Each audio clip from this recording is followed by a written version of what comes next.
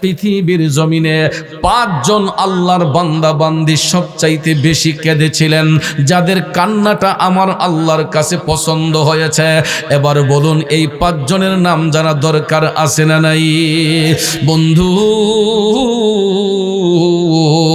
সর্বপ্রথম যিনি কেঁদেছিলেন উনি হচ্ছেন জগতের মা আম্মা জান খাতুনে জান্নাত মা ফাতেমাতুজ জাহরা রাদিয়াল্লাহু তাআলা আনহা। এই জন্য কেঁদেছিলেন যেই দিন আল্লাহর হাবিব সাল্লাল্লাহু আলাইহি ওয়াসাল্লামের ভেসাল মুবারক হয়েছে, ওফাত মুবারক হয়েছে। আমার নবীর বিরহ বেদনায় রাসূল যখন রওজা শরীফে আরামে গিয়েছেন, এই জিন্দা নবীর মহব্বতে আম্মা জান খাতুনে জান্নাত ফাতেমাতুজ জাহরা রাদিয়াল্লাহু তাআলা আনহা এমন ভাবে তিনি কান্না করেছিলেন, ওই কান্নাটা আমার আল্লাহর দরবারে কবুল হয়েছে। জোরে জোরে কন্না সুবহানাল্লাহ। 2 নম্বরে যিনি আল্লাহর দরবারে কান্না করেছিলেন উনি হচ্ছেন আল্লাহর পয়গম্বর হযরতে ইয়াহিয়া আলাইহিস সালাম। তিনি এই জন্য কেঁদেছিলেন, মহান আল্লাহ তাআলার ভয় অন্তরে জাগ্রত করে হযরতে ইয়াহিয়া আলাইহিস সালাম এমনভাবে তিনি কান্না করেছেন যেই কান্নাটা আমার আল্লাহর সহ্য করতে পারে নাই। ইয়াহিয়া আলাইহিস সালামের কান্নাটাকে আল্লাহ কবুল করেছেন। 3 নম্বরে যিনি আল্লাহর দরবারে কান্না করেছিলেন উনি হচ্ছেন আল্লাহর পয়গম্বর হযরতে দাউদ আলাইহিস সালাম। তিনিও আল্লাহ পাকের দরবারে তওবা করে আল্লাহর দরবারে কান্না করেছিলেন। বন্ধুরা আমার, বাবাজিরা, দাউদ নবী এমনভাবে কান্না করেছিলেন ওনার চোখের নিচ দিয়া দাগ পড়ে গিয়েছিল, পানি এমনভাবে ঝরেছিল, কাঁদতে কাঁদতে ওনার চোখের নিচ দিয়া নালা পড়ে গিয়েছিল। যেই রকমভাবে ড্রেন দিয়া পানি যায় ওনার চোখের নিচ দিয়া পানির দাগ পড়ে গিয়েছিল, পানি এমনভাবে পড়েছিল। তিনি আল্লাহর দরবারে এমনভাবে তওবা করেছেন, চোখের পানিটা দেখা আল্লাহ রাব্বুল আলামিন দাউদ নবীর তওবা কবুল করেছেন। 4 নম্বরে যিনি কেঁদেছিলেন কারবালার ময়দানে হযরতে ইমাম হুসাইন রাদিয়াল্লাহু তাআলা আনহুর শাহাদাত মুবারকের পরে পবিত্র আশুরার দিনে ইমাম হুসাইন যেই দিন শাহাদাত বরণ করেছিলেন, কারবালার ময়দানে দাঁড়াইয়া জিনার মাধ্যমে নবীর বংশ এখনো জারি আছে। ইমাম হুসাইন রাদিয়াল্লাহু তাআলা আনহুর কলিজার টুকরা সন্তান হযরতে ইমাম জাইনুল আবিদিন রাদিয়াল্লাহু তাআলা আনহু তিনি এমন ভাবে কান্না করেছিলেন যার কান্নায় আকাশ বাতাস কেঁদেছিল, যার কান্নায় আকাশ বাতাস মুখরিত হয়েছিল। হযরতে জাইনুল আবেদিন রাদিয়াল্লাহু তাআলা আনহুর কান্নাটা আমার আল্লাহর কাছে পছন্দ হয়েছে। 5 নম্বরে যার কান্নাটা আল্লাহর কাছে পছন্দ হয়েছে উনি হচ্ছেন আমাদের পিতা, গোটা মানব জাতির আদি পিতা হযরতে বাবা আদম আলাইহিস সালাম। তিনি আপন ভুলের জন্য মওলা পাকের দরবারে এমনভাবে কান্না করেছিলেন, 300 বছর তিনি আসমানের দিকে মাথা উঠান নাই, জমিনের দিকে দৃষ্টি নিক্ষেপ করে তিনি কান্না করেছেন। মুফাসসিরিনে কিরাম বর্ণনা করেন পৃথিবীর সমস্ত মানুষের চোখের পানি যদি একত্রিত করা হয় বাবা আদম নবীর চোখের পানির সমান হবে না।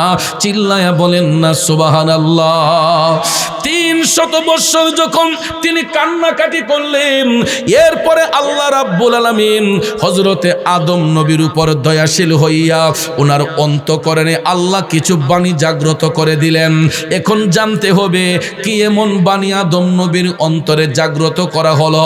এই বিষয়ে হযরতে বাবা আদম আলাইহিস সালাম নিজে বর্ণনা করেন, আল্লাহ রাব্বুল আলামিন আমার অন্তরে ওই বাণীটাই জাগ্রত করে দিয়েছেন। আমি আদম যখন সৃষ্টি হয়েছিলাম, সৃষ্টির পরেই আমি মহান আরশের মধ্যে লেখা দেখেছিলাম নূরানি অক্ষর দ্বারা লা ইলাহা ইল্লাল্লাহু মুহাম্মাদুর রাসূলুল্লাহ সাল্লাল্লাহু আলাইহি ওয়াসাল্লাম। এই বাণীটা আল্লাহ রাব্বুল আলামিন এই কালেমাটা আদম নবীর অন্তঃকরণে জাগ্রত করে দিয়া আল্লাহ তাআলা নির্দেশ দিলেন, আদম যতক্ষণ এই নামের দোহাই না দিবা ততক্ষণ পর্যন্ত তোমার তওবা গ্রান্টেড হবে না, তত ততক্ষণ পর্যন্ত তোমার তওবা কবুল হবে না। এর সঙ্গে সঙ্গে আদম আলাইহিস সালাম যখন আমার নবীকে ওসিলা বানাইয়া কালেমার দোহাই দিয়া যখন আল্লাহর কাছে তওবা করলেন, সাথে সাথে আল্লাহ রাব্বুল আলামিন আদম নবীর তওবাটা কবুল করে নিয়েছেন। জুরে জুরে কন্যা সুবহানাল্লাহ। এরপরে জগৎবাসীকে শিক্ষা দেওয়া হয়েছে, ইযলামু আনফুসাহুম জাউকা ফাস্তাগফিরুল্লাহ। উচ্চস্বরে বলুন না আল্লাহু আকবার। আল্লাহ তাআলা আদম সন্তানদেরকে শিক্ষা দিয়েছেন, যখন তোমরা নিজেদের নফসের প্রতি জুলুম করবা, পাপ করবা, অন্যায় করবা, আল্লাহ তাআলা বলতেছে যাউকা, তারা যদি আপনার নিকট যায়, আপনার নিকট যাওয়া মানে এখানে তাফসীর প্রমাণ করেছে আমার নবীর নিকট যাওয়া। খুব মনোযোগ বাইরা, গুনাহ করার পরে যতক্ষণ নবীর দিকে রজ্জু না হয়, আল্লাহ বলেন ওয়াস্তাগফিরুল্লাহ, নবীর নিকট যাইয়া যদি আমি আল্লাহর কাছে তওবা করে, ওয়াস্তাগফার লাহুমুর রাসূল, আল্লাহ কয় আমার রাসূল যদি তাদের জন্য সুপারিশ করে, লাওয়াজাদুল্লাহ তাওয়াবার রহিমা, আমি আল্লাহ ওই সমস্ত বান্দাদের তওবা কবুলকারী হইয়া যায়, ওই সমস্ত বান্দাদের উপর মায়াশীল হইয়া যায়। জুরে জুরে কি সুবহানাল্লাহ বলা যাবে না? এই জন্য আমি অধম গুনাহগার লিখেছিলাম, দয়াল আল্লাহ ক্ষমা করে নবীর উসিলায়, দয়াল আল্লাহ ক্ষমা করে নবীর উসিলায়, পাপের ক্ষমা পাওয়া যায় নবীর রওজায়, পাপের ক্ষমা পাওয়া যায় সোনার মদিনায়। ঠিক কিনা বলেন জগতের বন্ধুরা রে? ও মুরব্বী বাবা জিরা গো, এখানে যারা আমরা আসলাম, এমন কোন ব্যক্তি এখানে আছেন যিনি বলতে পারবেন যে আমি গুনাহ করি নাই? আসেনি? কথা কোন আসেনি? যত বড় আল্লাহওয়ালা হই, যত বড় পীর সাহেব হই, যত বড় বুজুর্গ হই, যত বড় ইনসানি কামিল হই না কেন, আমাদের একটা পরিচয় কিন্তু আমরা আদম সন্তান। আদম সন্তান হওয়ার কারণে আমাদের চোখের দ্বারা, হাতের দ্বারা, পায়ের দ্বারা, ব্যবহারের দ্বারা, আচার আচরণের দ্বারা আমরা ভুল করতেই পারি, এটা অস্বাভাবিক নয়। এই জন্য দেখবেন যত বড় বড় আল্লাহওয়ালা আছে, বুজুর্গ ব্যক্তি আছে, সবাই দেখবেন গুনার জন্য অনুতপ্ত হইয়া আমার আল্লাহর দরবারে কান্না করে। ঠিক না বেঠে? আর কান্না করে যখন চোখের পানিগুলা ছাইরা দেই গো, আমার আল্লাহ কয় আমার বান্দাদের চোখের পানিটা আমি আল্লাহ বরদাস্ত করতে পারি না। যখন আমার বান্দারা আমার কাছে অনুতপ্ত হইয়া চোখের পানিগুলা ছেড়ে দেয়, তখনই আল্লাহ কয় আমার হাবিব নবী মুস্তাফার উসিলায় লাওয়াজাদুল্লাহ তাওয়াবার রহিমা, আমি আমার বান্দাদের তওবা কবুলকারী হইয়া যাই, তাদের উপর দয়াশীল হইয়া যাই। জোরে জোরে কন্যা সুবহানাল্লাহ। তাইলে বলুন আমার বাবাজিরা, বন্ধুরা, গুনাহ মাফ করাইতে হইলে আমার নবীর প্রয়োজন আছে না নাই? জোরে কোন আছে না নাই? এই জন্য আশেক কয়, প্রেমিক কয়, নবী নবী করে আর কত কাল আমি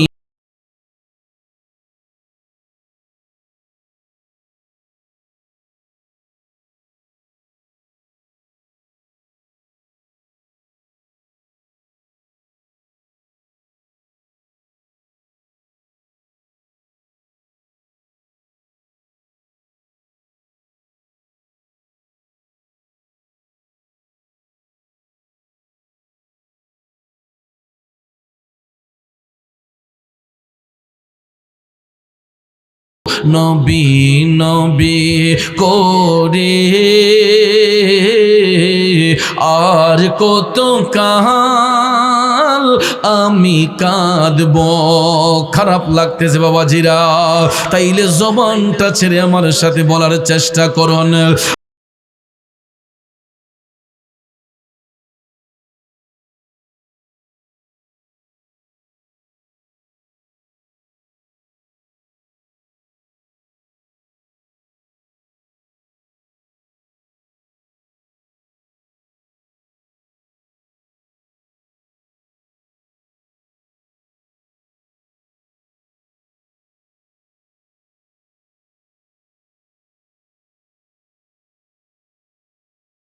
নবী রে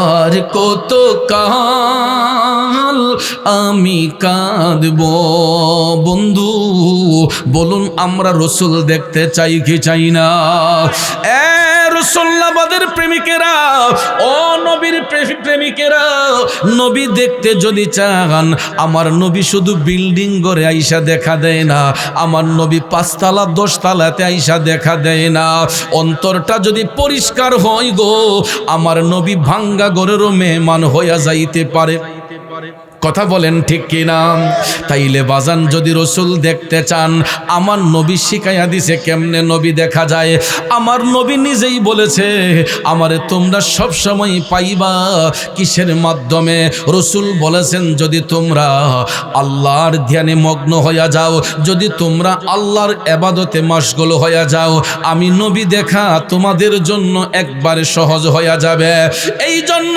রসুল শিক্ষা দিয়েছেন এশারের নামাজের পরে তাহাজ্জুদের আগে এশারের নামাজের পরে তাহাজ্জুদ পড়ার আগে যদি কোনো ব্যক্তি 2 রাকাত নফল নামাজ পড়ে কয় রাকাত 2 রাকাত নফল নামাজ পড়ে প্রথম রাকাতে সূরা ফাতিহার সহিত 11 বার আয়াতুল কুরসি কয়বার 11 বার আয়াতুল কুরসি দ্বিতীয় রাকাতে সূরা ফাতিহার সাথে 11 বার সূরা ইখলাস সুবহানাল্লাহ কইতেন না এই দুইটা সূরার মর্যাদা আছে না নাই আয়াতুল কুরসি পাঠ করবেন 11 বার দ্বিতীয় রাকাতে সূরা ফাতিহার সাথে সূরা ইখলাস পড়বেন 11 বার এইভাবে 2 রাকাত নামাজ আদায় করিয়া ঘুমাইবার দোয়া আল্লাহুম্মা বিইসমিকা আমুতু ওয়া আহইয়া এই দোয়াটা পাঠ করিয়া ডান কোরটে যদি মুসল্লি ঘুমায়া যায় আমার নবী ভাঙ্গা গরে তার মেহমান হইয়া হাজির হইয়া যাইব আসসালাতু ওয়াসসালামু আলাইকা সাইয়্যিদি ইয়া শাফিউল মুযনিবিন আসসালাতু ওয়াসসালামু আলাইকা ইয়া রাহমাতাল লিল আলামিন আল্লাহুম্মা সাল্লি সাইয়্যিদিনা মাওলানা মুহাম্মাদ ওয়া আলা আলি সাইয়্যিদিনা মাওলানা জবানটা ছেড়ে দিয়া আকাশ বাতাস মুখরিত করে একটু দরদ মাখা কণ্ঠে দয়াল নবীর দুরূদ শরীফ পাঠ করুন আল্লাহুম্মা সাল্লি আলা সাইয়্যিদিনা মাওলানা মুহাম্মাদ ওয়া আলা আলি সাইয়্যিদিনা মাওলানা নূর নবীজির নূরি চেহারা দেখতে মোদের মন চায় ঠিক কিনা বলুন বাজান এমন নবীকে আমরা দেখতে চাই যেই নবীরে দেখলে জাহান্নামের আগুনটা হারাম হয়ে যায় ঠিক না বিঠে এই জন্য আশিক কই দয়াল নবীজির নূরি চেহারা দেখতে মোদের মন চায় কাঁদে মোদের প্রাণ পাপিয়া কাঁদে মোদের অন্তরায় আল্লাহুম্মা সাল্লি সাইয়্যিদিনা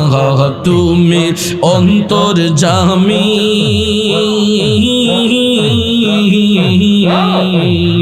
মারহাবা আল্লাহ আল্লাহ আল্লাহ আল্লাহ আল্লাহ আল্লাহ আল্লাহ আল্লাহ আল্লাহ কোরআনে শুনাছি গো আল্লাহ তুমি অন্তর্যামী তোমার মতো এই জগতে আর কে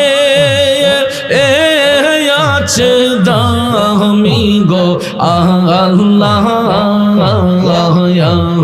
যত রঙের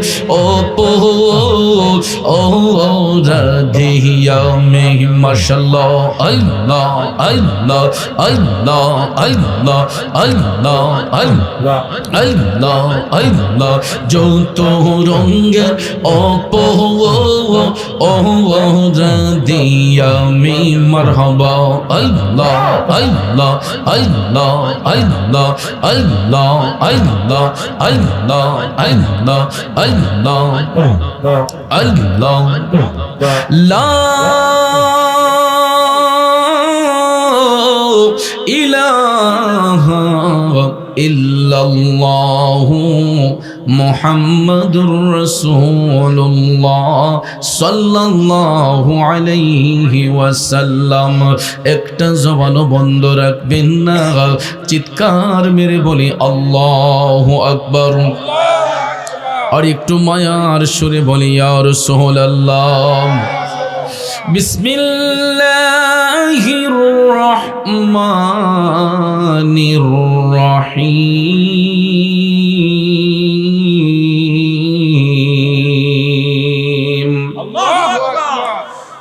ফাতালাক্কা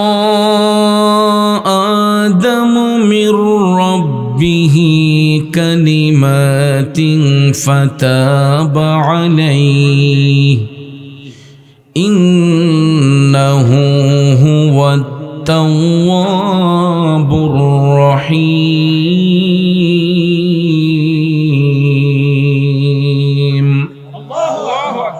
সাদাকাল্লাহুল আযীম ওয়া সাদাকা রাসূলুহুন নাবিয়্যুল হাবিবুল কারীম ওয়া নাহনু আলা যালিকা মিনাশ শাহিদিন ওয়াশ শাকিরিন والحمد لله رب العالمين ربي صل وسلم وبارك عليه। উপস্থিত রসুল্লাবাদ পূর্বপাড়া মরহুম তারাবলী সাহেবের বাড়ি প্রাঙ্গণে কুদওয়াতুস সালিকিন জুবদাতুল আরিফিন কুতুবুল ইরশাদ শাহ সুফি আলহাজ হযরত মাওলানা আব্দুল খালিক রহমাতুল্লাহ আলাইহি এর স্মরণে প্রতি বছরে নিয়ে আয়োজিত আজকের এই ৩৮তম বার্ষিক ঐতিহাসিক ইসলামী সুন্নি মহাসম্মেলন 2026 ইংরেজি সনের সম্মানিত সভাপতি আমাদের সকলে সুপরিচিত রসুল্লাবাদ ইউনিয়ন যুবদলের সভাপতি, ব্রাহ্মণবাড়িয়া জেলা যুবদলের কার্যনির্বাহী কমিটির অন্যতম সদস্য, বিশিষ্ট সমাজসেবক বন্ধুবর এম আবুল হোসেন সাহেব, আজকের প্রধান অতিথি আমাদের সকলে সুপরিচিত যোগ্য পিতার যোগ্য সন্তান, ব্রাহ্মণবাড়িয়া ৫ নবীনগর সংসদীয় আসনের স্বতন্ত্র ফুটবল প্রতীকে পদপ্রার্থী, বিশিষ্ট শিক্ষানুরাগী সমাজসেবক, গরিব দুঃখী মেহনতি মানুষের একনিষ্ঠ বন্ধু, জননেতা কাজী নাজমুল হোসেন তাপস ভাই, আজকের প্রধান মেহমান অত্র এলাকার কৃতি সন্তান সাবেক উপজেলা পরিষদের মাননীয় চেয়ারম্যান ইঞ্জিনিয়ার শফিকুল ইসলাম সাহিব। আজকের আমন্ত্রিত অতিথিদের মধ্যে রয়েছেন রসুল্লাবাদ ইউনিয়ন পরিষদের চেয়ারম্যান খন্দকার মনির হোসেন ভাই ও নবীনগর পৌরসভার সাবেক স্বনামধন্য মেয়র জননেতা মাইনুদ্দিন মাইনু ভাই। এতক্ষণ আলোচনা করেছেন আমার স্নেহের হজরত মাওলানা মুফতি বাহাউদ্দিন মুরাদ-এল খানদানী, হজরত মাওলানা শায়ের মোহাম্মদ রিফাত ইসলাম মুরাদি। আমন্ত্রিত অতিথিদের মধ্যে যিনাদের নাম এখানে উল্লেখ করা হয়েছে, প্রত্যেকের নাম নেওয়াটা বিশেষ প্রয়োজন। সময় স্বল্পতার দরুন সবার নাম উল্লেখ করতে না পারলেও শ্রেণীভেদে সকলের প্রতি আমার আন্তরিক স্নেহ, শ্রদ্ধা, ভালোবাসা রইল। মাহফিল পরিচালনায় হজরত মাওলানা আবুল কালাম আজাদ সাহিব জিদা মজদুহু, উপস্থিত আমার শ্রদ্ধেয় মুরব্বিয়ানে কেরাম, যুবক ভাইয়েরা, ছাত্র ভাইয়েরা, বাড়িতে অবস্থানরত পুরুষের চাইতে 3 গুণ বেশি আমার পর্দানিসীন মা ও বোনেরা, সকলের প্রতি আবারও আন্তরিক সালাম। আসসালামু আলাইকুম ওয়া রাহমাতুল্লাহি ওয়া বারাকাতুহু। রব্বুল ইজ্জতের আলিশান দরবারে লাখো কোটি শুকর গুজার করার পর প্রিয় নবী সরকার দু আলম নূরে মুজাসসাম মুহাম্মদুর রাসূলুল্লাহ সাল্লাল্লাহু তাআলা আলাইহি ওয়াসাল্লামের শানে নাতে মুস্তাফা, দুরুদে মুস্তাফা সাল্লাল্লাহু আলাইহি ওয়াসাল্লাম পরিবেশন করে আপনাদের খেদমতে মহাগ্রন্থ আল কোরআনুল কারীমের 114খানা সূরার সর্ববৃহৎ সূরা সূরাতুল বাকারার প্রথম পারার 2 নম্বর রুকু থেকে 37 নম্বর আয়াতে পাক তেলাওয়াত করেছি। খুব অল্প সময়ে আয়াতে পাকের মূল অর্থ, তাফসিরের ভাষায় কিছু আলোচনা এসেছে, এইগুলো উপস্থাপন করে মিলাদ শরীফ হবে, আরেকটা দীর্ঘ জিকিরের তালিম হবে। যেহেতু আমরা তরিকাপন্থী মানুষ, অলি ভক্ত মানুষ এবং একজন আল্লাহর খাসল খাস অলির স্মরণে, চতুরার পিসাব কেবলার স্মরণে আজকের এই মাহফিল, ঠিক কিনা? তো এই জন্য আমরা আজকে একটু জিকিরের তালিম করব। শেষ মোনাজাত পর্যন্ত আল্লাহ পাক যেন আমাদেরকে কবুল করেন, সবাই বলি আমিন। আজকের এই মাহফিলটা এটা একটা ইমানি পরীক্ষার মাহফিল। কারণ যারা আজকের এই নবীর বাগানে এসেছেন, বসেছেন, এদের ঈমান মজবুত। কারণ আমাদের দেশে কিছু কিছু মানুষরা, এরা দেখবেন ভালো কাজে অংশগ্রহণ করতে চায় কম, আর যেখানে অপসংস্কৃতি হয় সেখানে দেখবেন লোকের অভাব হয় না। এই জন্য আমার দাদা হুজুর লিখছিলেন, আরে ভবের বাজারে মানুষ সীমা শঙ্কা নাই, প্রেমের বাজারে দেখি মানুষ নাহি পাই। ঠিক না বে ঠিক? ভবের বাজারে মানুষের অভাব নাই, কিন্তু প্রেমের বাজারে মানুষের অভাব আছে। কারণ যেই প্রেমের মধ্যে কোনো কলঙ্ক নাই, যেই প্রেমের মধ্যে কোনো দাগ নাই, এই প্রেমে মানুষ থাকতে চায় কম।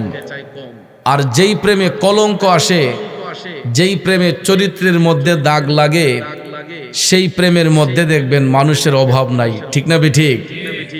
তো আমার কাছে মনে হচ্ছে যে আজকে এই রসুল্লাবাদের যত সারি দান আছিল, পুষ্ট ধানগুলা, এইগুলা জমিনে পড়ে আছে, আর এই এলাকার সুসা মুসা যা আছেন সব বাতাসে উড়াইয়া গ্রামের বাহিরে লইয়া গেছে।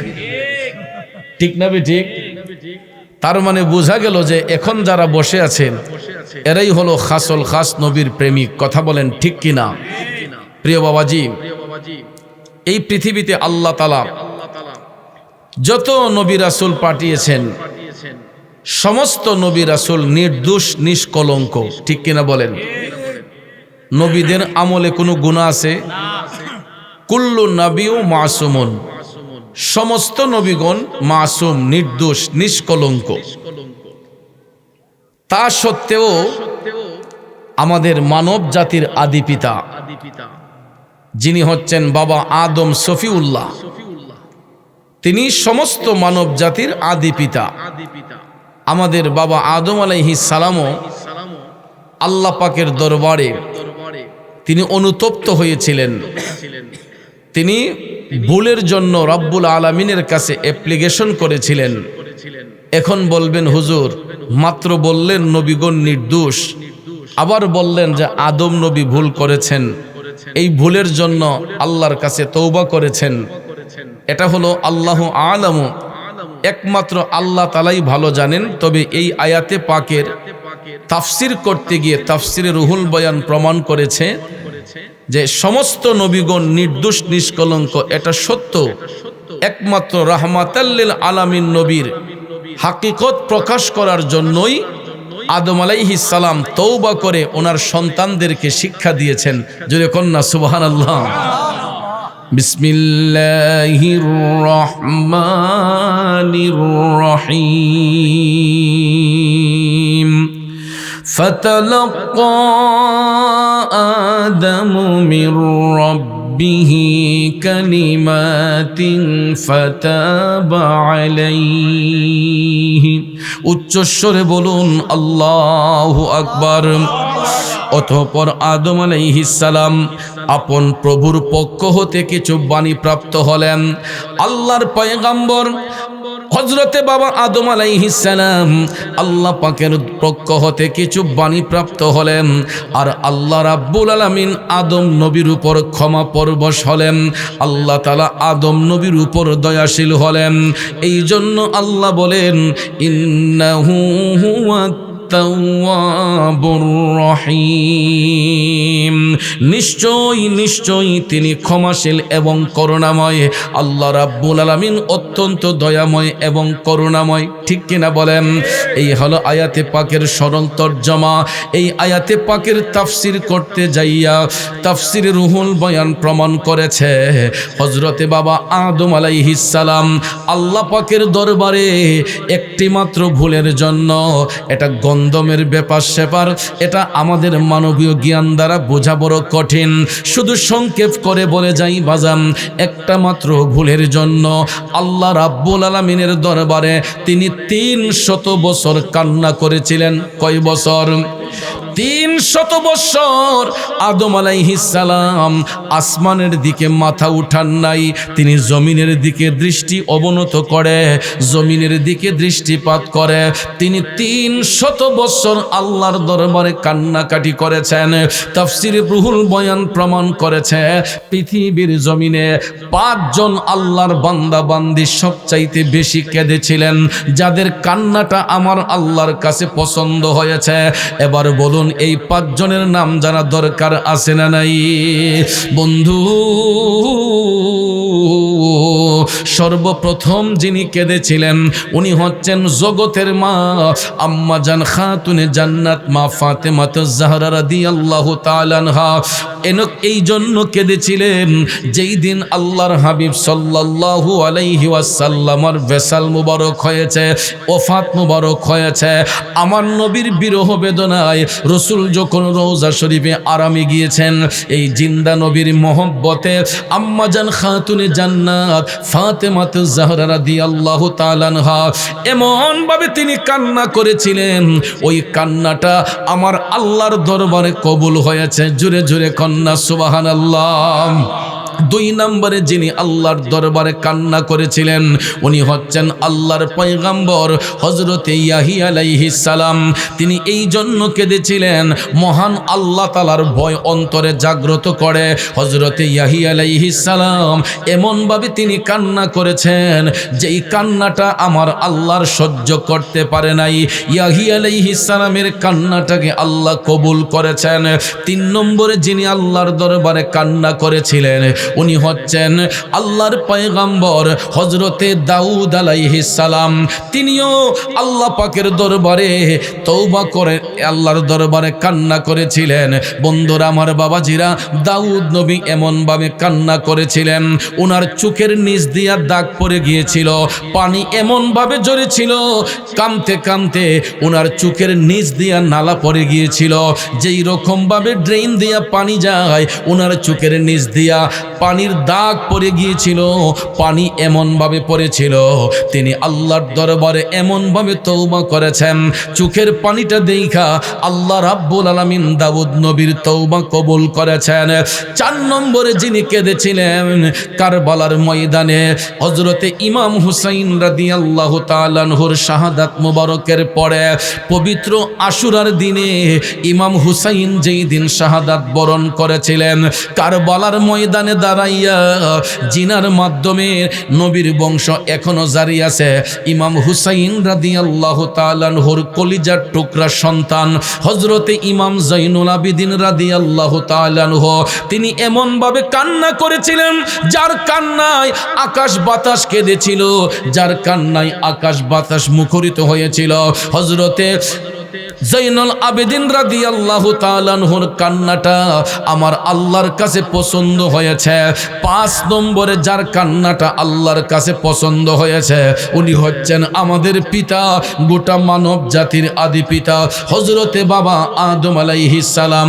তিনি আপন ভুলের জন্য মওলা পাকের দরবারে এমনভাবে কান্না করেছিলেন 300 বছর তিনি আসমানের দিকে মাথা উঠান নাই, জমিনের দিকে দৃষ্টি নিক্ষেপ করে তিনি কান্না করেছেন। মুফাসসিরিনে কিরাম বর্ণনা করেন পৃথিবীর সমস্ত মানুষের চোখের পানি যদি একত্রিত করা হয় বাবা আদম নবীর চোখের পানির সমান হবে না। চিল্লায়া বলেন না সুবহানাল্লাহ। 300 বছর যখন তিনি কান্নাকাটি করলেন, এরপরে আল্লাহ রাব্বুল আলামিন হযরতে আদম নবীর উপর দয়াশীল হইয়া ওনার অন্তঃকরণে আল্লাহ কিছু বাণী জাগ্রত করে দিলেন। এখন জানতে হবে কি এমন বাণী আদম নবীর অন্তরে জাগ্রত করা হলো। এই বিষয়ে হযরতে বাবা আদম আলাইহিস সালাম নিজে বর্ণনা করেন, আল্লাহ রাব্বুল আলামিন আমার অন্তরে ওই বাণীটাই জাগ্রত করে দিয়েছেন। আমি আদম যখন সৃষ্টি হয়েছিলাম, সৃষ্টির পরেই আমি মহান আরশের মধ্যে লেখা দেখেছিলাম নূরানি অক্ষর দ্বারা লা ইলাহা ইল্লাল্লাহু মুহাম্মাদুর রাসূলুল্লাহ সাল্লাল্লাহু আলাইহি ওয়াসাল্লাম। এই বাণীটা আল্লাহ রাব্বুল আলামিন এই কালেমাটা আদম নবীর অন্তঃকরণে জাগ্রত করে দিয়া আল্লাহ তাআলা নির্দেশ দিলেন, আদম যতক্ষণ এই নামের দোহাই না দিবা ততক্ষণ পর্যন্ত তোমার তওবা গ্রান্টেড হবে না, ততক্ষণ পর্যন্ত তোমার তওবা কবুল হবে না। এর সঙ্গে সঙ্গে আদম আলাইহিস সালাম যখন আমার নবীকে ওসিলা বানাইয়া কালেমার দোহাই দিয়া যখন আল্লাহর কাছে তওবা করলেন, সাথে সাথে আল্লাহ রাব্বুল আলামিন আদম নবীর তওবাটা কবুল করে নিয়েছেন। জোরে জোরে কন্যা সুবহানাল্লাহ। এরপরে জগৎবাসীকে শিক্ষা দেওয়া হয়েছে ইযলামু আনফুসাহুম জাউকা ফাস্তাগফিরুল্লাহ। উচ্চস্বরে বলুন না আল্লাহু আকবার। আল্লাহ তাআলা আদম সন্তানদেরকে শিক্ষা দিয়েছেন, যখন তোমরা নিজেদের নফসের প্রতি জুলুম করবা, পাপ করবা, অন্যায় করবা, আল্লাহ তাআলা বলতেছে জাউকা, তারা যদি আপনার নিকট যায়, আপনার নিকট যাওয়া মানে এখানে তাফসীর প্রমাণ করেছে আমার নবীর নিকট যাওয়া। খুব মনোযোগ বাইরা, গুনাহ করার পরে যতক্ষণ নবীর দিকে রজ্জু না হয় আল্লাহ বলেন ওয়াস্তাগফিরুল্লাহ, নবীর নিকট যাইয়া যদি আমি আল্লাহর কাছে তওবা করে ওয়াস্তাগফার লাহুমুর রাসূল, আল্লাহ কয় আমার রাসূল যদি তাদের জন্য সুপারিশ করে লাওয়াজাদুল্লাহ তাওয়াবার রহিমা, আমি আল্লাহ ওই সমস্ত বান্দাদের তওবা কবুলকারী হয়ে যায়, ওই সমস্ত বান্দাদের উপর মায়াশীল হয়ে যায়। জুরে জুরে কি সুবহানাল্লাহ বলা যাবে না? এই জন্য আমি অধম গুনাহগার লিখেছিলাম দয়াল আল্লাহ ক্ষমা করে নবীর উসিলায়, দয়াল আল্লাহ ক্ষমা করে নবীর উসিলায়, পাপের ক্ষমা পাওয়া যায় নবীর রওজায়, পাপের ক্ষমা পাওয়া যায় সোনার মদিনায়। ঠিক কিনা বলেন জগতের বন্ধুরা? রে ও মুরব্বী বাবা জিরা গো, এখানে যারা আমরা আসলাম এমন কোন ব্যক্তি এখানে আছেন যিনি বলতে পারবেন যে আমি গুনাহ করি নাই? আসেনি? কথা কোন আসেনি? যত বড় আল্লাহওয়ালা হই, যত বড় পীর সাহেব হই, যত বড় বুজুর্গ হই, যত বড় ইনসানি কামিল হই না কেন, আমাদের একটা পরিচয় কিন্তু আমরা আদম সন্তান। আদম সন্তান হওয়ার কারণে আমাদের চোখের দ্বারা, হাতের দ্বারা, পায়ের দ্বারা, ব্যবহারের দ্বারা, আচার আচরণের দ্বারা আমরা ভুল করতেই পারি, এটা অস্বাভাবিক নয়। এই জন্য দেখবেন যত বড় বড় আল্লাহওয়ালা আছে, বুজুর্গ ব্যক্তি আছে, সবাই দেখবেন গুনার জন্য অনুতপ্ত হইয়া আমার আল্লাহর দরবারে কান্না করে, ঠিক না বেঠে? আর কান্না করে যখন চোখের পানিগুলা ছাইরা দেই গো, আমার আল্লাহ কয় আমার বান্দাদের চোখের পানিটা আমি আল্লাহ বরদাস্ত করতে পারি না। যখন আমার বান্দারা আমার কাছে অনুতপ্ত হইয়া চোখের পানিগুলা ছেড়ে দেয়, তখনই আল্লাহ কয় আমার হাবিব নবী মুস্তাফার উসিলায় লাওয়াজাদুল্লাহ তাওয়াবার রহিমা, আমি আমার বান্দাদের তওবা কবুলকারী হইয়া যাই, তাদের উপর দয়াশীল হইয়া যাই। জোরে জোরে কন্যা সুবহানাল্লাহ। তাইলে বলুন আমার বাবাজিরা, বন্ধুরা, গুনাহ মাফ করাইতে হইলে আমার নবীর প্রয়োজন আছে না নাই? জোরে কোন আছে না নাই? এই জন্য আশেক কয়, প্রেমিক কয়, নবী নবী করে